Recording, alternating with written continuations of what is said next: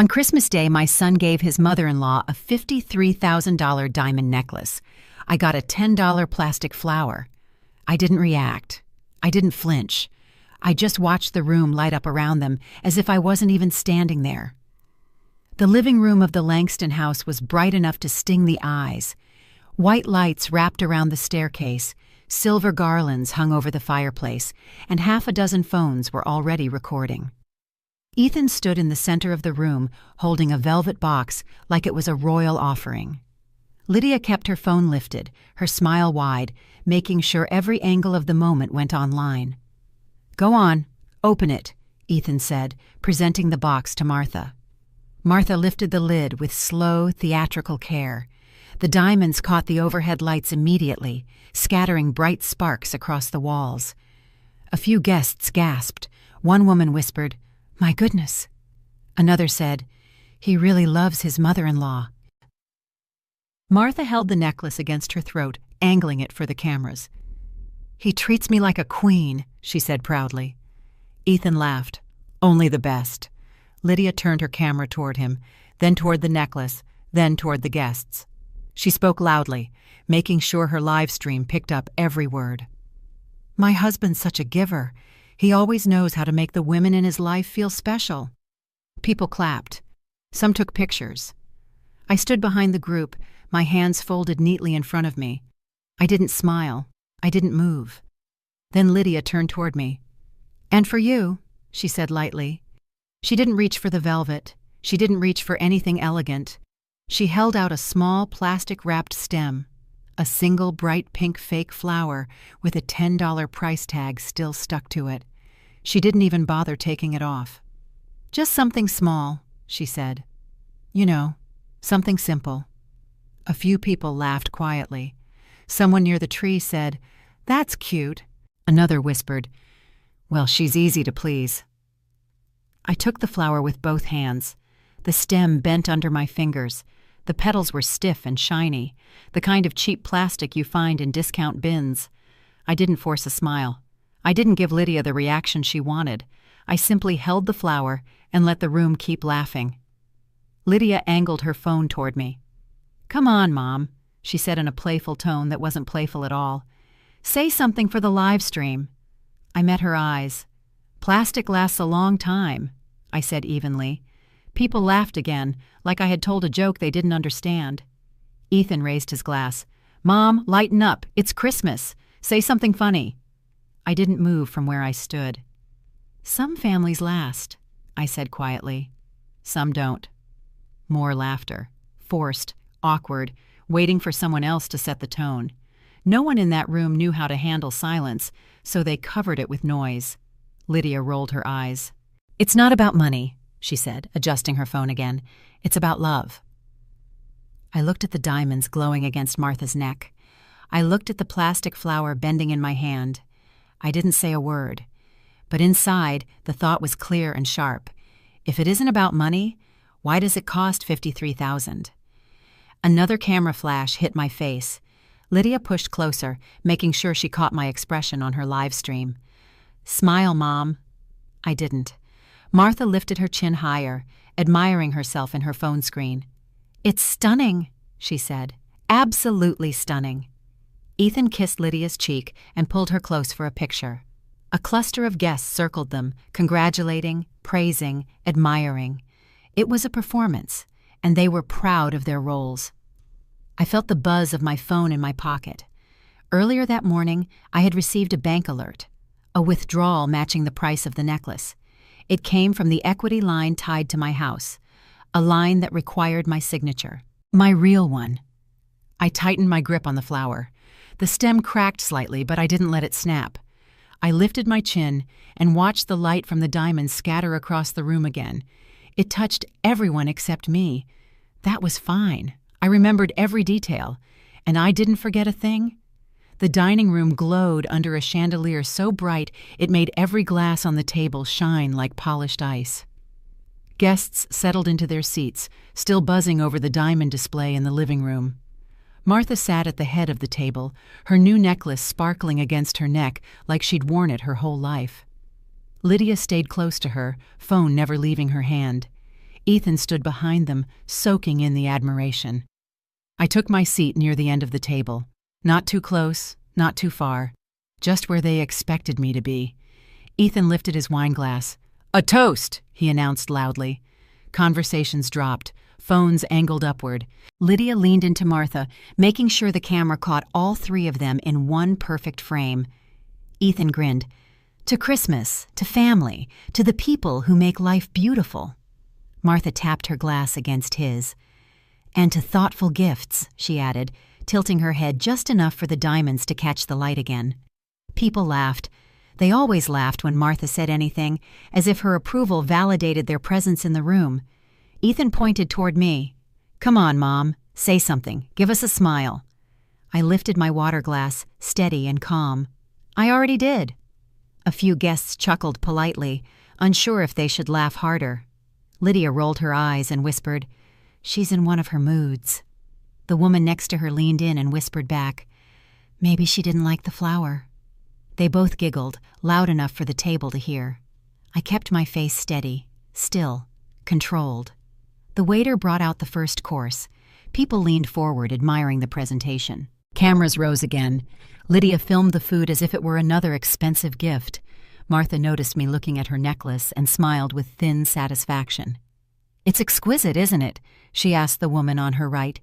"Ethan always knows what suits me." The woman nodded enthusiastically. "It must have cost a fortune." "Price doesn't matter," Martha said sweetly. "It's the thought behind it." I looked down at the plastic flower resting beside my plate. Someone had placed it there when I wasn't looking.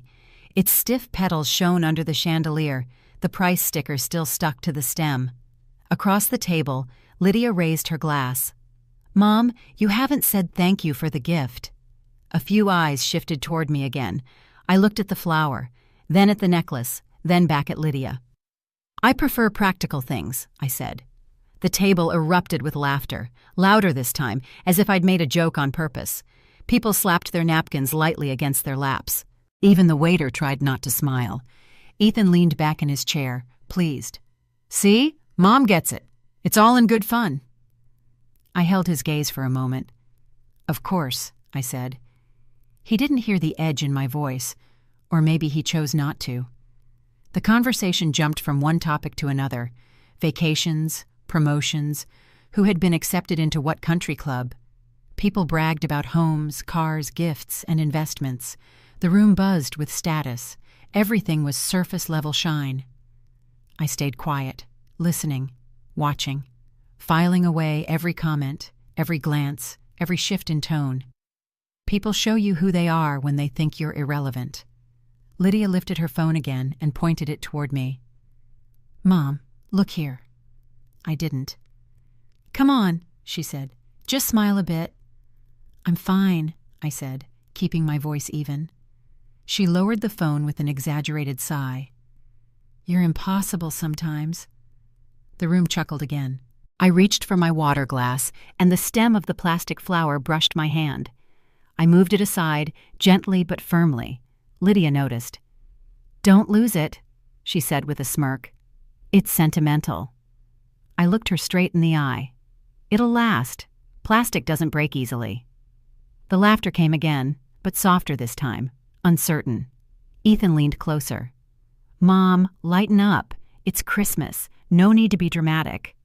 I set my glass down. "Drama requires an audience," I said. "I prefer facts." Silence flickered at the edges of the table. People glanced at one another, unsure what I meant, unsure if they should laugh or not.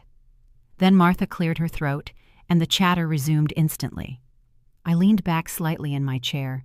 My head dipped in a polite posture, but my eyes were open, sharp, absorbing every detail. Their laughter echoed through the room, bright and hollow. Inside, the decision settled.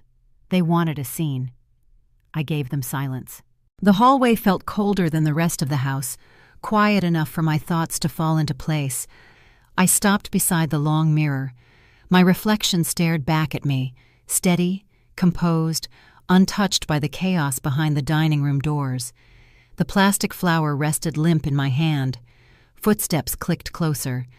Lydia appeared in the mirror before she appeared beside me, Her arm lifted, phone still recording. Walking off already? We weren't done laughing. I placed the plastic flower on the console table and straightened my spine. You were busy. I didn't want to interrupt the show. Her jaw tightened. It was a light joke. You took it too personally. I touched the bent stem with one finger. It bent easily. That's the point, she scoffed. It's cute. You should act grateful.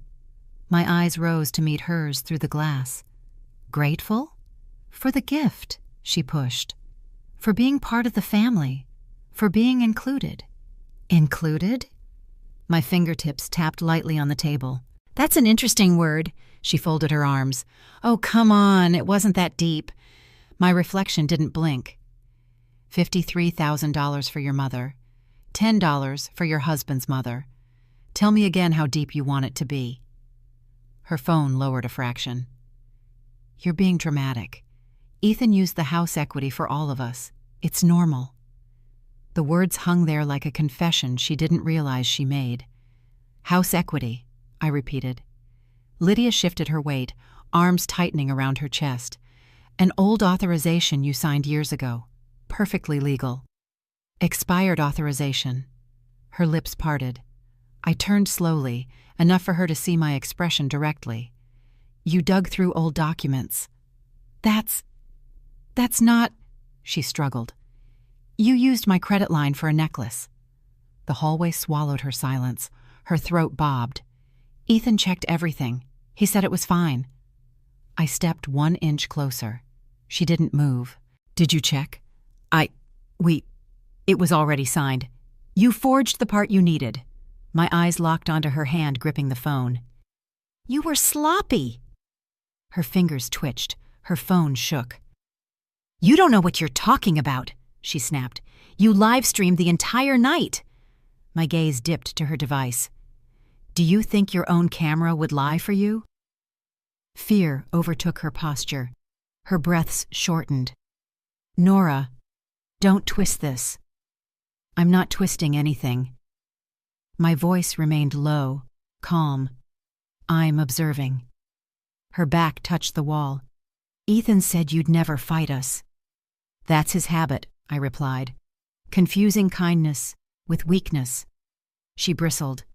You won't take this to court. You took my house there first. Her voice pitched higher. We needed the money. We needed the necklace. My family matters too. And I don't? My brows lifted once. After everything you took from me tonight? Her mouth opened, but only shallow breaths escaped. I moved closer, closing the gap until she could see every detail in my eyes. I watched you hold that necklace like a trophy. I watched you hand me plastic. I watched you laugh. My words landed in steady beats. And I watched your husband drain my equity line without a blink. Lydia flinched. He didn't mean... He did. I cut her off gently, a hand lifted. Not pointing, not accusing, just raised enough to silence her. He meant every bit of it, and so did you. Her facade slipped. She looked small for the first time. You won't win, she whispered. I already did. I tapped her phone again. You created the evidence. Her breath hitched. You think attention is power, I continued. But attention is a spotlight, and spotlights expose everything. Lydia tried to swallow the panic creeping up her neck. Ethan will fix it. Then he should hurry, I replied. He'll need daylight. Her eyes widened. What are you planning? Nothing complicated. I nodded toward the dining room. You handed me humiliation. I will hand you consequences. Her knees weakened. She reached for the wall. I lifted the plastic flower from the console and gently extended it toward her. She stared at it as if it burned. Take it, I murmured. It belongs where it started. She finally reached out with a trembling hand. The flower drooped immediately. It fits, I added.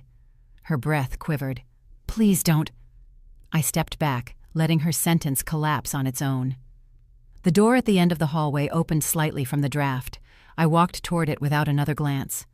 Lydia stayed frozen against the wall, clutching the cheap flower with the same hand that had held her phone so confidently just minutes earlier. At the door, I paused just long enough for her to hear my final line. "You wanted a scene. This is the beginning." I pushed the door open and stepped into the cold, letting it close behind me with a soft, decisive click. The cold outside felt sharper than any light inside the house.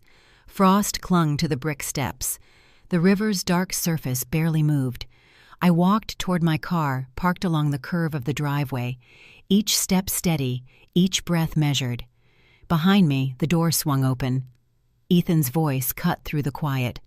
"Mom, stop right there." I didn't turn immediately. I let him walk the distance, let him feel like he was closing in on me. When he was 3 steps behind, I faced him. Lydia rushed out next, arms wrapped around herself. Martha appeared last, clutching her diamond necklace with both hands as if the cold might steal it. Ethan moved in front of me, blocking the path to my driver's door. "You can't leave like this." "You already left," I replied. "You left the moment you touched my house." His brows pulled together. "It was old paperwork, a basic authorization, nothing major." My trunk clicked open, controlled and deliberate. I reached inside and retrieved a thick, sealed envelope. Its weight instantly shifted the air. Lydia's eyes went straight to it. "What is that?" "Proof," I answered. She stiffened. "Proof of what?" I stepped closer, placing the envelope on the trunk so the light hit it cleanly. "Let's start with the equity withdrawal. You used an expired authorization from a file you shouldn't have touched." Ethan ran a hand through his hair. "It wasn't expired." The seal on the envelope caught a glare from the porch lights. "Look again." Lydia exhaled shakily. "This is ridiculous. You're making it sound criminal." The envelope's corner tapped twice against the metal. "You already did that yourselves." Ethan's face drained. "Mom, it was a gift, a one-time thing." $53,000 is not a thing, it's theft. Lydia threw her hands up. "Here we go. You always twist stories. You're blowing this up." "Am I?" I folded my arms. "Your own live stream spells out the entire plot. Every brag, every slip." Her hands flew to her phone. The panic was instant. "You recorded it?" she whispered. "You recorded it," I corrected. "You pointed your camera at your face and handed me the evidence." Martha stepped forward, voice trembling with outrage. "Enough. Nora, it was a Christmas gift. Don't pretend you've never given us anything cheap." I glanced at her necklace. "The difference is, I didn't buy your gifts with stolen money." Her hand flew to her chest. Ethan moved between us, trying to shield her. "Mom, calm down. We can fix this." "You had the chance to fix it before you touched the equity line." His jaw tightened. "It's still family property." "No," I replied. "It's mine. The house is solely in my name. You know it. Lydia knows it. Martha knows it." My gaze locked onto each of them like a quiet spotlight. "You just hoped I wouldn't do anything about it." Lydia stepped forward, voice raised. "Why are you trying to ruin Christmas? We just wanted Martha to feel appreciated." "Then appreciate her with your own money." Her breath hitched. "You don't get it. Appearances matter. The necklace was important." "So was my home," I countered. Silence, the kind that breaks dignity in half. Ethan reached toward the envelope. "Let me see it." My hand blocked his before he touched it. "You had no problem touching what wasn't yours before. Not this time." He dropped his hand slowly. "What are you planning?" Lydia demanded. I lifted the envelope just enough so she could see the legal header. "Consequences."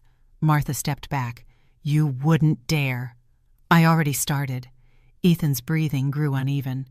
"Mom, please, we didn't mean—" "You meant every step," I answered. "You meant the withdrawal. You meant the necklace. You meant the humiliation." His voice cracked. "Mom." "You wanted a spectacle," I continued, "and I was the easiest target in the room." Silence again. Their breathing drowned under the cold wind. I placed the envelope back on the trunk. "Tomorrow morning, we meet with Martin. He'll sort out the forgery and the theft, And the house. Ethan shook his head. Martin? You called him? He's expecting us at 9. Lydia's eyes widened. No, this is a misunderstanding. We can talk later. You had all night to talk, I replied. You chose to laugh. Ethan stepped forward again. Mom, don't go, please. You emptied my equity, I said. You removed my consent. You crossed every boundary I ever gave you. His voice softened with desperation. I can pay it back. With what? My eyes held his. Your credit score? Her influencer sponsorships? Martha's jewelry? The diamond necklace glittered like it was mocking her. Martha pulled it off, clutching it in her fist. We'll return it. Her voice trembled. Just don't drag us to court. I looked at her hand. The diamonds dangled between her fingers, cold and guilty. You're not returning it to me, I replied. You're returning it to the truth. Ethan's shoulders fell as if the weight finally reached him. Mama, he whispered. The word was too late. I closed the envelope, slid it beneath my arm, and opened my car door. Lydia's breath caught. You're leaving? You left first, I answered. Ethan stood frozen, unable to move as the engine turned over. The porch lights reflected off the envelope in my lap. Their faces appeared small through the windshield, shaken, cornered, exposed by their own choices. I shifted the gear. Ethan stepped forward one last time. Mom, what are you going to do? I met his eyes through the glass. Exactly what you taught me tonight, I replied. Protect myself. The headlights washed over their stunned faces as I rolled down the driveway, the envelope safe beside me. For the first time all evening, the cold air felt clean. Clara's porch light glowed warm against the dark morning sky when I pulled in. The river fog still clung to the ground, curling around my tires like it wanted to follow me inside. I stepped out, envelope tucked under my arm, breath steady. Not shaken, not tired, just clear. The front door opened before I even knocked. Clara stood there in her robe, gray streaks in her bun, eyes sharp behind her glasses. You drove in the middle of the night. I lifted the envelope slightly. I brought work. Her brows rose. That's never good. Inside, her kitchen smelled like chamomile and old books. She moved like someone who had seen storms and understood their rhythm. Sit, she motioned, pulling out a chair. You look like someone hit the truth too hard and too fast. They didn't hit anything, I replied, shrugging off my coat. They simply revealed themselves. She poured the tea, the steam rising slow and steady. Tell me what they did. I slid the envelope toward her. Start with this. Clara opened it. The papers unfolded with a soft, damning sound.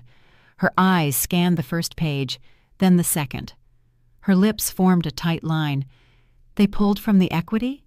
Without consent? They dug up a dead authorization and pretended it still breathed. She leaned back, exhaling long. This is fraud, Nora. I know. Her gaze lifted, studying my face. You're too calm. I recorded them. She blinked once, as if recalibrating. Recorded? Lydia live-streamed everything. Every brag, every confession, every slip. Clara tapped the table with 2 fingers, a rhythm of disbelief. Please, tell me you saved it. I unlocked my phone and turned it so she could see the frozen thumbnail. Lydia's face mid-laugh, diamonds flashing behind her. With a swipe, voices filled the kitchen. Lydia's voice echoed through the speaker. Ethan used the house equity. It's basically ours. Mom doesn't mind. Clara's hand rose to her chest. Oh, my lord. Another swipe. Martha's voice chimed in faintly. He treats me like a queen. Clara's eyes sharpened behind her glasses. This isn't just evidence. This is a public humiliation documented in 1080p. They wanted the world to see, I murmured, taking my tea. Now they will. Clara leaned in. Walk me through the night. I took a slow sip. Diamond necklace for Martha. $10 plastic flower for me. Clara froze. A plastic flower? Bent stem. Price tag still attached. She inhaled sharply. And you stayed quiet through that? I smiled. I placed the cup down gently. Silence is louder than crying. Clara's eyes softened. And after? I confronted no one. They confronted themselves. I tapped the envelope by touching what wasn't theirs. Clara shook her head slowly, awe creeping in.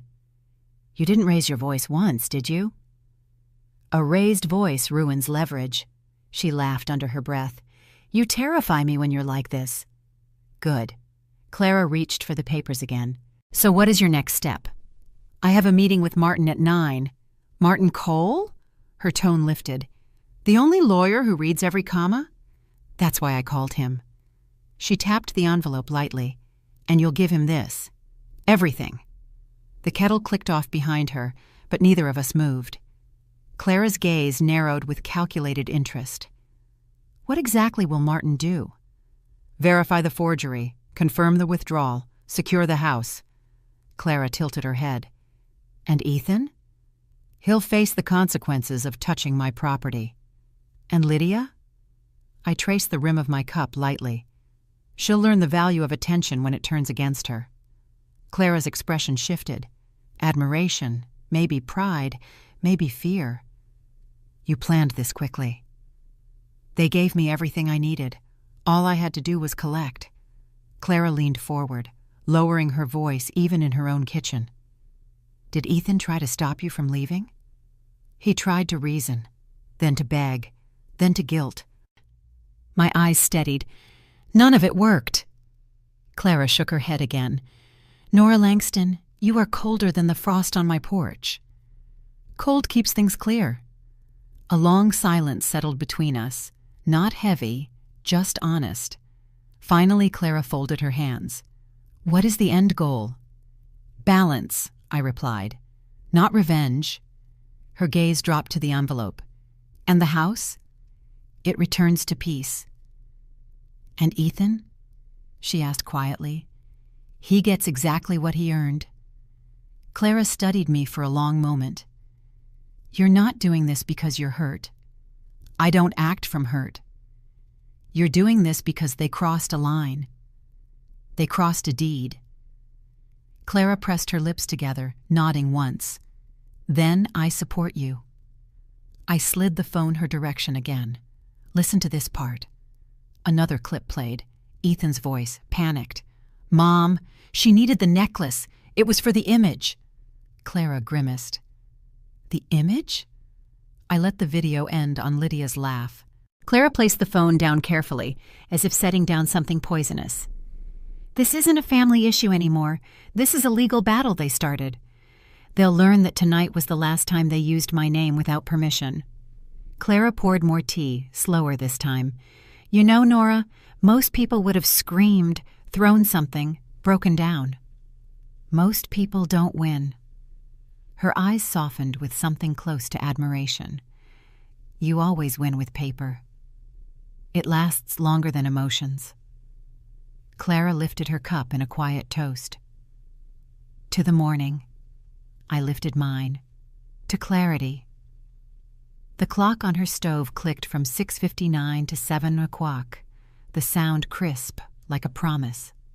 The clock on Clara's wall hit 8:12 a.m. when the first call came in.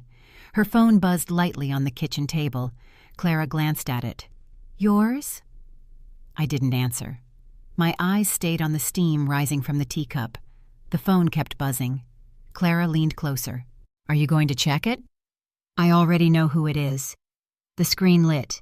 Ethan, calling. I flipped the phone over, face down. Seconds later, it buzzed again, then again, 2 seconds apart. Clara raised her brows. Persistent. He's not being persistent, I replied, lifting my cup. He's being cornered. Another buzz. Clara reached for the phone instinctively. Should I answer? No. I placed one finger lightly on the back of the phone. Let him sweat. The phone stopped. Clara exhaled in relief. Too soon. Brrr. Brrr. Brrr. A different name filled the screen this time. Martha Monroe. Clara winced. The Queen herself. I lifted the cup, sipping slowly as Martha's face flashed with each ring. The volume of her panic came through even in the way she dialed, fast, desperate, almost shaking the table. The call ended. 5 seconds later, brrr, brrr. Lydia, Clara snorted. She probably thinks tears are currency. I let the phone vibrate until it stopped. Then a text banner slid across the top. Martha. Please pick up. Please, we need to talk. Another. Lydia. Nora. Please answer. Another. Ethan. Mom, please, this is serious. Clara's eyes narrowed. You really rattled them. They rattled themselves, I replied, pushing the phone away as if it were a salt shaker. Seconds later, the buzzing started again. Rapid fire, almost frantic. Clara lowered her voice. Are you sure you don't want to hear what they're saying? They're not saying anything new. She gave me a look. I shifted the phone so she could see the vibrating screen. Watch. Ethan. Calling Ethan. Calling Ethan. Calling Clara let out a low whistle. He's spiraling. The call stopped, immediately replaced by another. Martha. Calling. Then a voicemail banner. Martha. 027. Clara made a face. That one sounds moist. I ignored it and reached for the teapot. My hand stayed steady. That doesn't bother you? She asked. I poured more tea. Their behavior doesn't change the truth. Before she could respond, the phone lit again, this time with an audio message. Clara's eyes widened. Already? I tapped play. Martha's voice burst into the room, high and sharp. Nora, we can fix this. Please, please don't involve a lawyer. We were overwhelmed last night. It was Christmas. Emotions ran high. Just call me back. Clara let out a low groan. She sounds like she's auditioning for a soap opera. Another message buzzed in immediately. Ethan. Voice message. 009. Clara hesitated. You sure you want to hear this one? I tapped the phone gently. Volume up. Ethan's voice came through shaky, the panic unmistakable. Mom, I messed up. Okay? I know I messed up. Just don't make this official. Please call me. Clara stared at me. He sounds terrified. He should be. But terrified of you? No. I lifted the screen with one finger, letting it fall back down. He's terrified of consequences. The next call came in so fast, the phone vibrated off the coaster.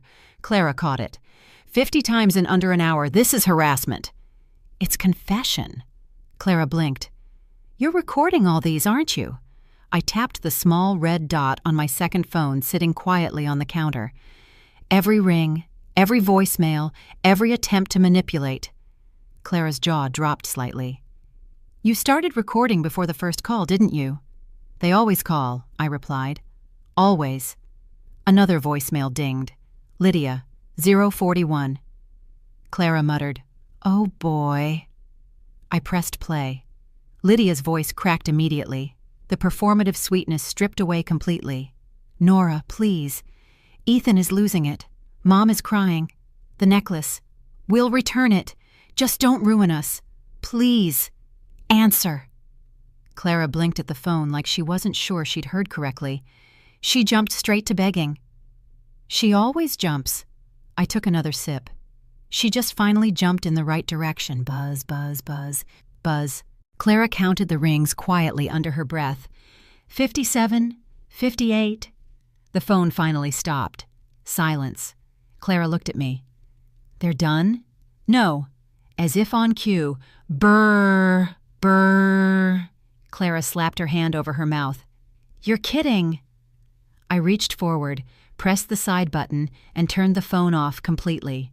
The room went quiet. Clara stared at the blank screen. That's it? You're just done?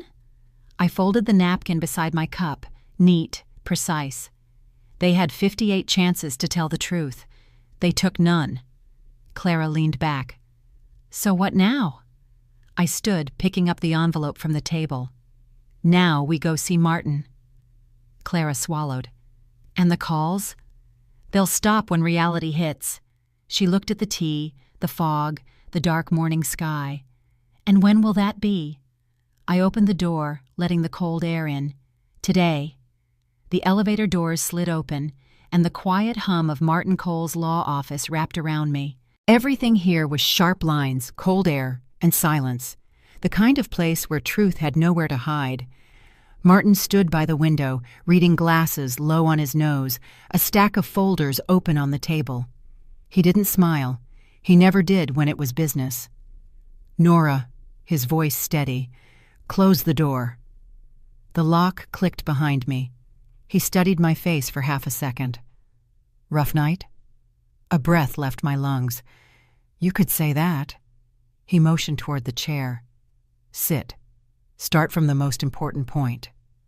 I placed the plastic flower on his desk. The cheap petals wobbled as it hit the wood. Martin's eyebrow lifted. "That's what Lydia's mother received?" he asked. "No." I pushed the flower closer. "That's what I received." Martin straightened. "And the necklace?" $53,000, I answered, my voice flat. "For Martha, on Christmas Day." Martin removed his glasses slowly, setting them beside the folder. "Your son bought that?" "No," I corrected, jaw tight. "Ethan presented it. Lydia picked it. Martha wore it. But the payment? That came from my house." Martin didn't move for 3 seconds. Then he pulled a legal pad toward him. "Show me." Documents slid from my purse. Receipts, real estate statements, bank notifications, and the handwritten note I found taped under my dining table. I laid everything out like a battlefield map. Martin scanned each page, tapping his finger once in a while. Unauthorized withdrawals, misrepresentation, forgery, transfer attempts. He paused, and Lydia's signature on a document she had no legal right to sign. My phone buzzed. I didn't look. Martin's eyes flicked toward the buzzing, then back to the papers. He picked up the plastic flower again. "And humiliation," he noted quietly. "Public." My jaw clenched. They laughed. "Who?" "Ethan, Lydia, Martha." My voice tightened. They laughed like I was the entertainment, a prop. Martin leaned forward. "Nora, women your age don't walk into my office over a plastic flower." His tone sharpened. "What do you want to do?" My breath steadied. "I want my house protected. I want every fraudulent move reversed. And I want Lydia nowhere near my property again." Martin studied me like a strategist assessing his queen piece. "You're not asking for revenge." "No. You're asking for control." I nodded. His lips twitched, a rare sign of approval. "Good. Control is clean. Control is legal." He tapped the table twice. "Let's start." He laid out a blank sheet and drew 3 boxes. "Box 1. Real estate." He pointed to the first pile. "Your deed stays untouched. We freeze any pending transfers. We block Lydia from accessing anything tied to your estate." A decisive slash of his pen underlined the item. "Box 2. Financial fraud." He flipped to the bank statements. "These withdrawals, someone tried to disguise them as household expenses." "Lydia," I answered. "Not confirmed," Martin reminded. "But Ethan signed off on several. That's enough. We file a fraud alert with your bank. Quietly." Another slash of the pen. "Box 3. Leverage." His gaze sharpened. "This is the important one." He lifted the diamond necklace receipt. $53,000 assigned to your line of credit? My eyes narrowed. "Without permission. Without knowledge." He nodded. "That's felony level." Silence stretched. Martin's tone dropped. "If we pull that trigger, Nora, Ethan goes under with Lydia. Both of them." I held his gaze. "I know." He watched me for a long second. "You're calm about this." "I've lived with chaos long enough," I replied. "Calm is the only thing I have." Martin set the papers down and folded his hands. "Before I move forward, I need clarity. What's your priority? Protecting yourself or exposing them?" "Both," I answered without hesitation. "But protection first." Martin rose from his chair and walked toward the file cabinet. He unlocked the top drawer and removed a thick folder labeled Emergency Protocol, Client Asset Protection. He placed it in front of me. "We start here." I opened the folder. The first page read, "Irrevocable transfer of ownership. Immediate execution." My heart steadied. "You're recommending this?" "Yes," Martin replied. "If Lydia's family thinks they can use you, humiliate you, or tap into your assets, the only answer is to remove yourself from their reach entirely." He pointed to the signature lines. "Once this is executed, your house moves into legal protection on paper. Not even Ethan can touch it." "And Lydia?" I asked. His eyes narrowed. "She loses every foothold she thinks she has." My phone buzzed again, then again. Martin glanced at it. "They don't know you're here?" "No." "Good." He opened his tablet. "I want you to ignore every call, every apology, every threat. Nothing from them matters until the paperwork is locked." He paused. "You understand the weight of this?" I met his eyes. "Martin, humiliate me once? Shame on them. Humiliate me twice? Shame on me." A breath of approval escaped him. "Then let's begin." He adjusted the contract and handed me a pen. "Sign here. This is the first move." I took the pen. My hand didn't shake. Behind us, my phone buzzed for the 58th time. Martin's eyes hardened. "They're panicking." "No," I corrected, uncapping the pen. "They're losing." The pen touched paper. "Make the next move, Martin." His expression sharpened. "Gladly." Martin slid the signed documents into a black folder and locked it inside his case. His movements were exact, deliberate, like a surgeon preparing for an operation. "Phase 1 is done," he stated. "Now we set the stage." The room felt colder. Not uncomfortable, just clear, clean, like truth had disinfected the air. My phone buzzed again on the desk. Martin didn't look at it. "Let it scream." I folded my hands. "What's next?" He pulled out another packet. "We draft the notice. This one is less gentle." My eyes moved across the header. "Notice of property protection. Unauthorized activity under review." "Once this goes out," Martin explained, "Ethan and Lydia will understand they're not dealing with the woman they humiliated with a plastic flower. They're dealing with the owner, and the owner has counsel." A faint tremor hit my chest, not fear, readiness. Martin continued, "Now tell me everything that happened after the necklace." I leaned back. They laughed. Lydia opened the box and flashed the diamond like it was a trophy. Martha made a show of touching it every 5 seconds. And Ethan... My jaw tightened. He watched me. Just watched. How? Like I was a chair. A prop. Martin tapped the end of his pen against the table. "Humiliation by design." "Yes." He nodded once. "Good. That goes into our narrative." My eyebrows raised slightly. "Narrative?" "Every legal move has 2 layers," Martin replied. "The paperwork and the story behind it. People don't fear documents." He paused. "They fear exposure." A slow breath settled in my chest. "You plan to expose them?" "Only if necessary." His tone sharpened. "But I want them to believe it's inevitable." He flipped his legal pad to a fresh sheet. "Tell me about Lydia." A short silence passed before words formed. "She wants status. She wants the world to see her mother wearing a diamond that came from my house without anyone knowing." My voice cooled. "She wants credit for wealth she didn't earn." Martin scribbled notes. "Weak foundation, image dependent, easily fractured if the truth touches it." He looked up. "And Ethan?" A beat. "He bends to whatever makes life easiest." "Meaning?" "He follows Lydia, not reason." Martin nodded as if he'd expected that. "Useful, predictable. Dangerous only in this way a weak man becomes dangerous when a stronger person pushes him." The office lights hummed. Martin placed his pen down. "We use that." My phone buzzed again, vibrating across the table. Martin glanced at it briefly this time. "Ethan?" he asked. 50 missed calls from him, I replied. 8 from Lydia, 10 from Martha. Martin smirked, not amused but satisfied. "Good. Their panic is rising right on schedule."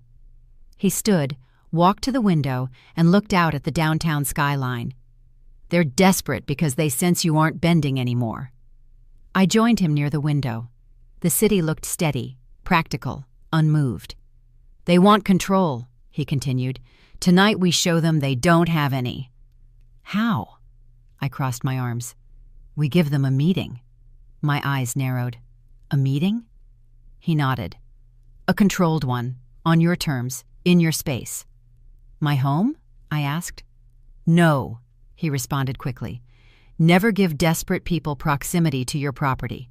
We meet somewhere neutral, somewhere quiet, somewhere they can't perform for an audience. And what do we say? Martin turned toward me. We don't say anything. We show them the paperwork. Silence spread through the room, clean, sharp silence. Martin's tone dropped lower. They need to see that every move they made, every laugh, every purchase, every signature, has consequences. My fingers brushed the edge of the plastic flower still sitting on his desk. They'll come defensive. No, Martin shook his head. They'll come terrified. Defensive people make excuses. Terrified people confess without realizing they're confessing. A beat. He continued. They'll try to flip the script. Blame you. Cry. Plead. Especially Lydia. My jaw tightened. I'm ready. You need to be more than ready. Martin walked back to the table and pulled another set of documents. You need to stay calm enough that their panic echoes off you. I nodded once. He flipped to another page. Before the meeting, we filed 2 things discreetly. He held up 2 fingers. 1, fraud alert. 2, permission freeze. I leaned closer. Explain. Fraud alert stops any new use of your credit. Permission freeze stops Ethan and Lydia from initiating any legal change tied to your property. He paused. In simple terms, they're locked. The words landed with the kind of clarity I hadn't felt in years. Locked. For the first time, they couldn't touch my life. Martin glanced at the clock. We need to send this first draft to the county office tonight. The printer whirred behind him. My phone buzzed again. A message preview flashed. Lydia. Nora, please. We need to talk. It's not what you think. Martin didn't even need to look. There it is. What? The shift. He returned to the table. First comes anger, then comes panic, then comes guilt. He gestured toward the phone. Congratulations. You've reached phase 2. I turned the phone face down. Martin's voice returned to full sharpness. Now, this is how the meeting goes. He drew a line on the pad. You sit. They enter. You don't stand. You don't greet them. You don't explain. And you? I asked. I sit beside you, not across. Alignment matters. And then? Then I slide the documents across the table. His tone cooled. And I let them drown in their own signatures. My breath steadied. They'll lose control. No, Martin corrected firmly. They'll realize they never had control. A final sheet printed. Martin gathered everything and placed it in a slim black folder. Tomorrow morning, he declared, you text Ethan 1 sentence. My eyebrows raised. Which is? He handed me a card with the exact wording, we need to meet. 6 p.m. Bring Lydia and Martha. That's it, Martin added. No explanation, no emotion. A calm certainty spread through me. They'll come. Oh, they'll run, Martin answered. Fear makes people move fast. He held the folder out. I took it. Tomorrow, Martin said, locking eyes with me, we don't confront them. A beat. We corner them. Martin booked a small conference room on the 8th floor, glass walls, 1 long table, and a single overhead light washing everything in cold white. No Christmas music, no decorations, no places to hide. Ethan stepped in first, shoulders hunched, eyes scanning the room as if searching for an exit. Lydia followed behind him, chin raised too high, clutching a designer purse like a shield. Martha trailed last, pulling off her gloves with trembling fingers. Martin stood at the head of the table, a stack of documents neatly arranged in front of him. He didn't smile, didn't greet them, just lifted his eyes. Sit. The word cut through the room like a switchblade. Ethan lowered himself into the nearest chair. Lydia slid into the one beside him, crossing her legs too quickly. Martha settled at the end, trying to smooth her coat, hands shaking. I took my seat opposite them, placing a single folder in front of me. Quiet, steady, watching. Martin closed the door and locked it. Ethan stiffened. Lydia's fingers twitched. Martha's eyes darted between all of us. The room fell silent. Martin rested both palms on the table. We're not here to discuss feelings. We're here to discuss your actions. Ethan swallowed hard. Mom, we came to work things out. Martin lifted a finger. Ethan froze mid-sentence. This is not a negotiation. This is a review. Lydia let out a small scoff. Review of what? A misunderstanding? Ethan didn't mean... Martin slid a paper forward. Forgery, fraud, misuse of secured property, unauthorized debt. Lydia's mouth snapped shut. Ethan's knee bounced under the table. Martha stared at the document but didn't reach for it. Martin tapped the header. This is the notarized deed. The signature on the attached equity draw does not match the original signature sample. Ethan's breath hitched.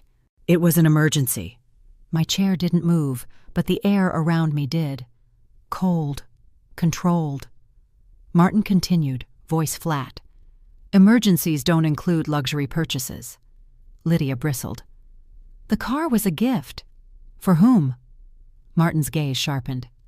The woman wearing a diamond necklace bought with the same unauthorized funds? Martha's hand flew instinctively to her neck, as if shielding the diamonds. They glittered under the harsh light, loud, obvious, incriminating. Martin lifted a small remote. Before we continue, there is something you need to see. The screen on the wall lit up. Christmas Eve, bright lights, Lydia laughing into her phone, Martha opening the necklace, Ethan toasting loudly. Then the camera panned, Nora's face under the flash, holding the $10 plastic flower. Lydia's posture collapsed an inch. Martha shifted in her seat, throat working. Ethan's head dropped, shoulders shaking. The video ended. The room stayed frozen. Martin switched off the screen. We have humiliation, we have motive, we have misuse of funds, and, he lifted another sheet, we have voicemail evidence from the same night. Lydia's eyes widened. Voicemail? Martin held the transcript where everyone could see it. 58 calls, including explicit threats to report a legally purchased vehicle as stolen. Martha let out a low gasp. Ethan's legs stopped bouncing, turned to stone. Lydia stared at him, incredulous. You didn't... Ethan, please tell me you didn't... He didn't answer. He couldn't. His face said everything. Martin stacked the papers calmly. You three created a situation that endangers Nora's financial security, legal status, and personal safety, and you recorded much of it yourselves. No one breathed. He placed the stack down like a judge delivering a sentence. The question is not whether you're liable. The question is how much this will cost you. Martha's voice cracked first. What do you want from us? My folder opened with a soft click. 3 copies of the same document. Thick. Final. Martin rotated the pages toward them. Restitution. Full repayment of the unauthorized equity draw. Transfer of the property title to the Veterans Housing Fund. Immediate relinquishment of any claim to Nora's estate. Ethan's voice came out in a croak. You're taking the house? No, Martin corrected. You gave the house away the moment you forged her name. Lydia slammed her palm on the table. You can't do this. You can't just... Martin didn't flinch. We can, and we will. Mom! Ethan twisted toward me, panic rising. This is our home. It stopped being ours the day you cashed out the equity without permission. My hands stayed folded. Calm. Absolute. Paper holds better than promises. Lydia pushed forward, voice shrill. We were trying to build a future. My family deserves... Your family deserves a lesson in honesty, Martin interrupted. Martha's chin trembled. Her fingers moved slowly to the diamond necklace, unhooking it with unsteady hands. She placed it in the center of the table. "It wasn't worth this," she whispered. Lydia stared at the necklace like it betrayed her. Ethan covered his face with both hands. Martin tapped the signature line with his pen. "This is the moment. Sign, and it stays civil. Decline, and everything goes to court.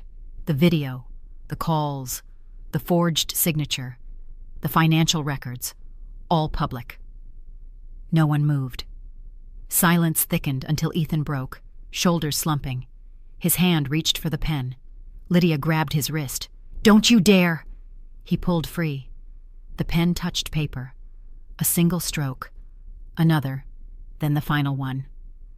Martin lifted the signed contract, checked each line, and stamped the seal. A sharp, echoing thud. Case closed. I rose from my seat. "Let's go, Martin." He collected the documents. "Transfer will be completed by morning." Behind us, Ethan whispered something inaudible. Lydia's breathing turned ragged. Martha wrapped her coat tighter around herself. None of them stood. None of them spoke. The legal summit was over. The elevator doors slid open to the quieter 9th floor. No glass walls, no spectators, just a long hallway and a neutral conference room waiting for us. Martin pushed the door open with 2 fingers. Inside, a smaller table, fewer chairs, dimmer light, a different battlefield. Ethan already stood at the far end, pacing in tight circles. Lydia leaned against the wall, arms folded, mascara smudged. Martha sat stiffly, hands clasped, eyes unfocused. They flinched when I walked in. Martin placed a thick folder at the center of the table. "Sit." The tone left no room for interpretation. Ethan lowered himself slowly. Lydia dragged a chair closer, metal legs screeching. Martha sat last, spine rigid, as if bracing for impact. Martin remained standing. "We're here for one purpose, terms," Lydia snapped. "We already signed something." "That was acknowledgement," Martin corrected. "This is consequence." Silence rippled. Ethan rubbed his face. "Mom, please, can we just talk like a family?" My fingers rested on the folder's corner. Still. Steady. "We tried that when you forged my name." He looked away, throat tightening.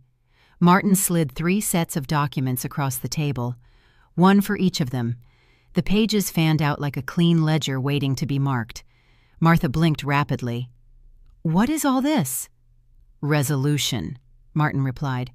"Or exposure. Your choice." Lydia snatched her copy, flipping pages with jerky movements.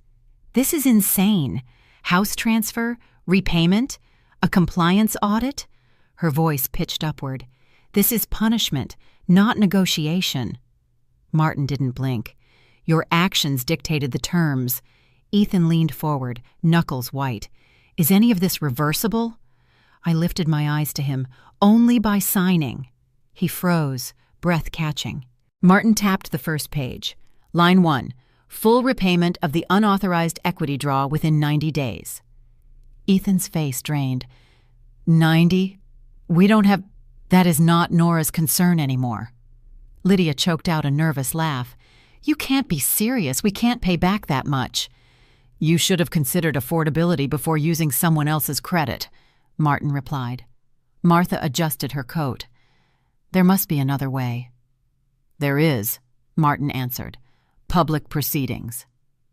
The words hit the room like a slap. Lydia's eyes widened. "Public? You mean court?" "Court," Martin confirmed. "And press, and employment verification, and financial investigation." Ethan's shoulders tensed until they nearly touched his ears.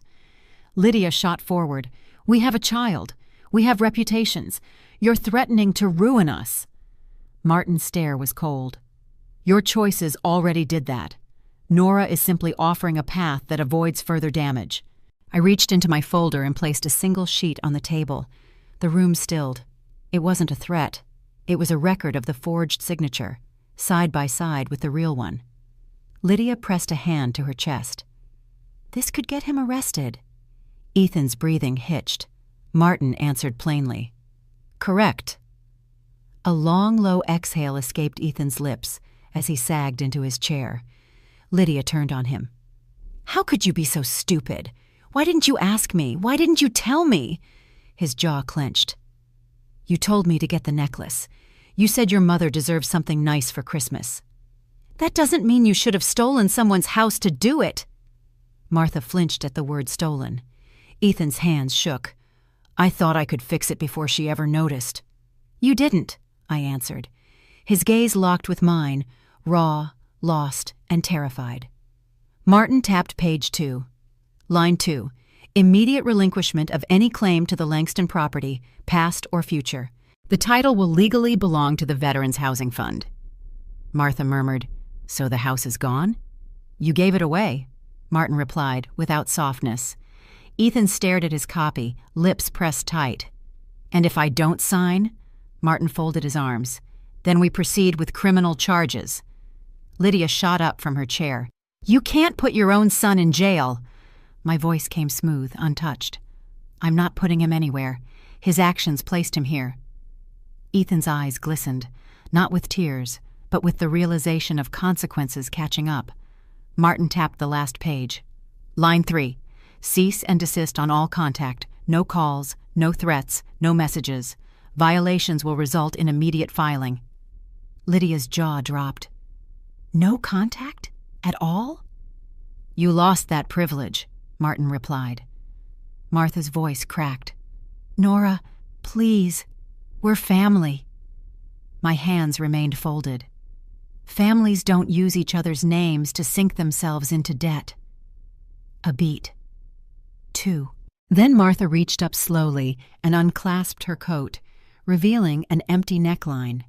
She'd removed the necklace. It wasn't worth this, she said again, voice barely above a whisper.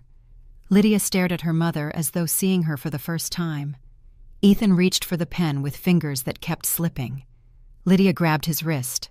Think. You sign this, and everything's gone. His eyes closed. It's already gone. Her voice cracked into a whisper. You're choosing her over us? He looked at her, really looked. No, he breathed. I'm choosing accountability. His hand broke free. The pen touched paper. 3 signatures, 3 futures sealed. Martin reviewed each page slowly, letting the silence settle like dust. Then came the sharp thud of the stamp. Transfer authorized. I pushed my chair back gently. We're done here. Ethan looked up, eyes hollow. Lydia leaned back, stunned. Martha pulled her coat tight around her shoulders as if the room had dropped 20 degrees. Martin closed the folder. The house will be deeded by noon. No one stood as we walked out. No one spoke. Behind us, the room stayed frozen. 3 people staring at the consequences they built with their own hands. The drive back to their house was silent. Ethan gripped the steering wheel like it might dissolve. Lydia stared out the window, jaw clenched so tight a vein pulsed in her neck. Martha sat in the back seat, clutching her purse against her chest, as if bracing for impact. Christmas lights still blinked across the neighborhood, but the glow no longer felt festive. Just harsh, intrusive, too bright for what they were returning to. When they pulled into the driveway, the house looked exactly the same, but nothing in their lives was. Ethan turned off the engine. No one moved. The weight of the signed document sat between them heavier than any argument they'd ever had. Lydia pushed the door open first. I need air. Her heels clicked across the pavement, sharp, angry, brittle. Ethan followed slowly. Martha stepped out last, pausing on the driveway as if unsure she had the right to walk into the house anymore. Inside, the living room still held the remnants of yesterday's celebration. Half-burned candles, gift bags on the floor, a stray ornament rolling near the fireplace. The house smelled of pine and perfume. Martha walked straight to the center table where the jewelry box sat. The diamond necklace wasn't inside. It lay on the floor near the sofa, exactly where she'd dropped it the night they left for the summit. The clasp was bent, one stone slightly loosened, tiny scratches etched along the metal. She bent down, picked it up, and stared at it long enough for her hands to start shaking. Lydia entered behind her. "What are you doing?" Martha's voice came out thin. "Look at this. Look what we did all this for." Lydia rolled her eyes. "Don't start. We're already drowning. I don't need a lecture." Martha held up the necklace. The diamonds no longer sparkled. They only reflected the harsh living room lamp. "This cost more than the down payment on my first house," she whispered. "And now it represents everything we're losing." Lydia snatched it from her hands. "You're being dramatic. We can fix this. Ethan just panicked. He should have refused to sign." Ethan walked in, hair disheveled, shirt wrinkled from being tugged at. He looked like a man who had lost a war. Lydia swung toward him. "You signed away our house, our future. Do you understand that?" He didn't raise his voice. He didn't defend himself. He simply looked at her with a hollow stare. "I forged her name," he answered quietly. "That's the truth." "That's the truth?" Lydia snapped. "That's your whole explanation?" Ethan dropped onto the couch, elbows on his knees. "You told me your mother deserved something big. You said a necklace would impress people. You said, I never told you to commit financial suicide." Lydia's voice cracked. "I didn't tell you to ruin us." Martha sank into an armchair, covering her eyes. "Both of you, stop. Please." Lydia turned on her mother. "Stop? Stop? We're losing the house, Mom. The deed is gone. Everything we've worked for is gone." "You worked for an image," Martha replied softly, "not stability." Lydia let out a sharp laugh. "You think Nora's better than us? Please. She's being vindictive." Ethan lifted his head. "She's being lawful." Lydia spun toward him again. "Why are you defending her? She's the reason we're not in handcuffs right now." Silence swallowed the room. Lydia's face went pale. "You think she'd really take it that far?" "She didn't have to. Martin made it clear they had enough evidence." Ethan rubbed his forehead. "If we pushed back, they'd file everything." Martha looked up slowly. "He's right." Lydia paced in tight circles, gripping her hair. "This can't be happening. This can't be real." Ethan stared at the floor. "It is." Lydia walked to the mantel and grabbed the last family portrait, taken last Thanksgiving. She hurled it to the ground. The frame shattered, glass spraying across the hardwood. Martha flinched. Ethan didn't react. Lydia stood over the broken picture, chest heaving. "I married into a family that said they were stable, respectable, safe. And now look at us. You've embarrassed me. You've destroyed everything." "You asked for a life we couldn't afford," Ethan murmured, "and I tried to give it to you." Lydia's voice softened, dangerously. "Then why couldn't you do it without dragging your mother into it?" He squeezed his eyes shut. "Because I couldn't. Because my credit is trash. Because my job isn't enough. Because I wanted you to think I was the man you kept bragging about online." Lydia stood frozen. Martha exhaled shakily. "Ethan, sweetheart." Ethan didn't look up. "I'm tired. I'm tired of pretending we're something we're not. Of lying, of borrowing, of hiding bills under the mattress, of chasing a picture that falls apart every time we get close." Lydia backed away as if his honesty burned. "So it's my fault now?" Ethan whispered. "I didn't say that." "You didn't have to." The quiet in the room grew heavy. Martha held the necklace in her lap. "This house, this life, it was never ours to keep. It belonged to Nora. We acted like it was our trophy." She paused. "She warned us without raising her voice." Ethan leaned back on the couch, exhausted, defeated. Lydia stared at both of them, eyes wide, mascara streaking down her cheeks. "You two deserve each other," she spat. "I'm the only one who ever tried to make this family look successful." "And that's the problem," Ethan replied, voice barely above a breath. Lydia froze. For the first time since they'd entered the house, she had nothing left to say. Martha rose, placed the necklace on the coffee table, and walked upstairs without a word. Each step creaked under her weight. Ethan stayed seated, shoulders slumped forward, staring at the fallen portrait. Lydia's breathing became uneven. She grabbed her purse, yanked the front door open, and disappeared into the night. The house stayed still. No lights, no voices, no illusion left standing. Just consequences and silence. The house was quiet when the sun came up. Not silent from fear, not silent from tension, just quiet in a way I hadn't felt in years. I stepped into the kitchen and opened the window. Cool morning air drifted in, carrying the faint sound of early traffic and a few birds somewhere in the distance. The light was soft, clean, unbothered. I filled the kettle and set it on the stove. On the small table near the window sat the plastic flower Lydia gave me on Christmas Day. Pink, cheap, stiff. I picked it up, turned it between my fingers, and placed it back exactly where it had been. Not out of sentiment, out of completion. When the kettle clicked off, I poured myself a cup of coffee and sat down. No phone ringing, no voices yelling, no one demanding an explanation, just steam rising from the cup and a quiet kitchen. My laptop sat on the table, still open from the night before. A new email notification flashed. Martin Cole, transfer completed. I clicked it open. The deed has been finalized. Veterans Housing Fund now holds full ownership. Restitution agreement filed. All signatures validated. Case closed. A small line at the bottom.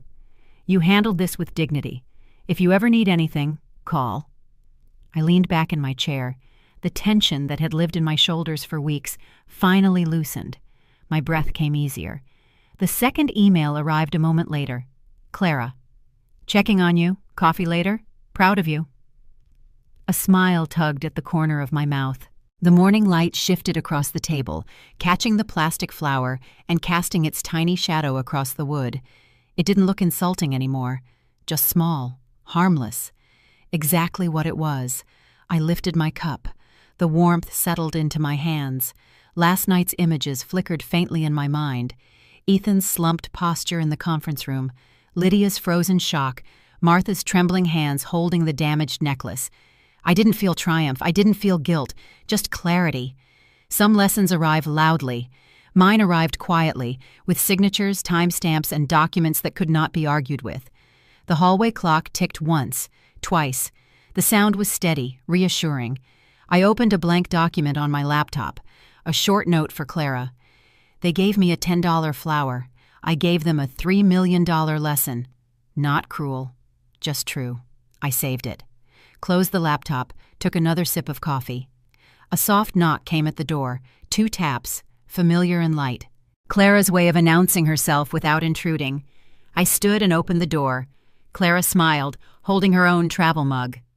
Morning. You look rested.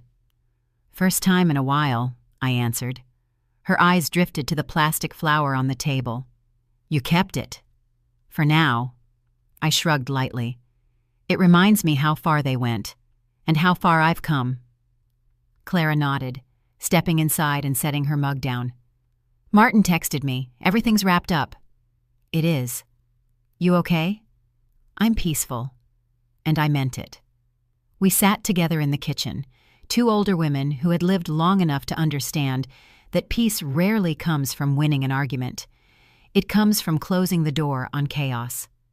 The morning light grew stronger, warming the tiles beneath our feet. Clara leaned back in her chair. What will you do next? I glanced once more at the plastic flower, then at the open window. I think I'll start fresh, I said, quietly, on my terms. She smiled. That sounds like you.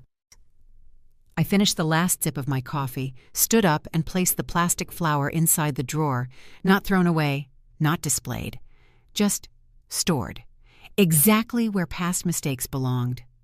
The day felt light, clean, new, and for the first time in a long time, everything around me matched the way I felt inside.